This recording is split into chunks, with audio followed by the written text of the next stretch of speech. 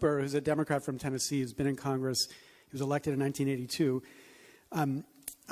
He says Capitol Hill has become a farm league for K Street. And what he means by that is everybody, members of Congress, staffers, bureaucrats, have this common business model. There's kind of fantasy that they're going to go from Capitol Hill and multiply their salaries sometimes by a factor of 10 when they step down and become lobbyists.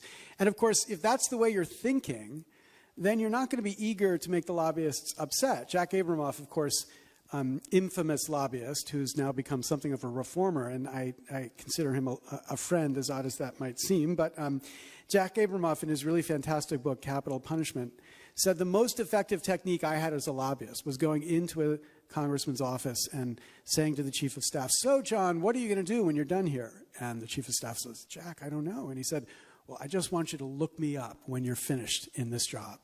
And Abramoff said, from that moment on, I owned that staffer, and not a single dollar had traded hands. And this is exactly because we have a system that allows this kind of revolving door. I'm going to tell us, I went to Phillips Exeter, and I had a friend at Exeter who went and worked on Capitol Hill. He's a good person, wanted to do right, and he told me point blank, he was like, I would never be a lobbyist. Those people, are just here like, to try and pad their own wallets. And then he worked on Capitol Hill, and then 12 years later, he's a lobbyist. And so, I remember that conversation very well. He remembers it too.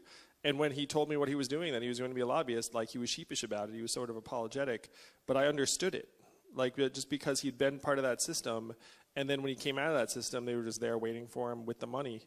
At that point, he took the money. So we need to really get into the guts of this system, because there's all of this soft corruption that then enables the hard corruption. This is someone I'm still friends with to this day, and he's not a bad person, but the system around him is corruptive. This is a really important point. We don't have Washington filled with a bunch of criminals.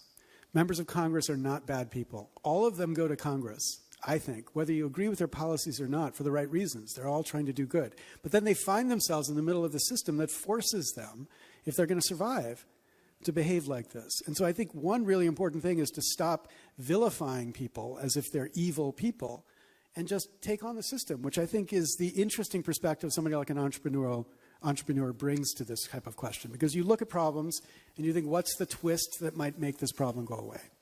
Yes, and I will say that I think you all, if you're here, you're thinking in these same terms. You're looking up and you're seeing that there's something twisted and messed up and imperfect about various processes, certainly campaign finance. And it's very tempting to then demonize people on the other end of it. And sometimes, they're doing really unsavory things. But what we have to do is we have to focus on fixing the system that is distorting and dehumanizing various people, turning them into economic actors very, very often. That is the mission that we all must be on. And I'm going to say right now, that mission will succeed or fail based upon the people here in New Hampshire. That you all have this almost sacred trust to try and safeguard the rest of the country from this broken down system that is on the verge of pushing us off this precipice, but after which there will be no coming back. And you can all feel it. We're all heading in that direction. That's why I'm running for president. I'm not running for president because I fantasized about ever being president. I'm running for president because I'm an American and I'm a parent, and I can see the country we will leave to our children, and it is not something that I'm willing to accept.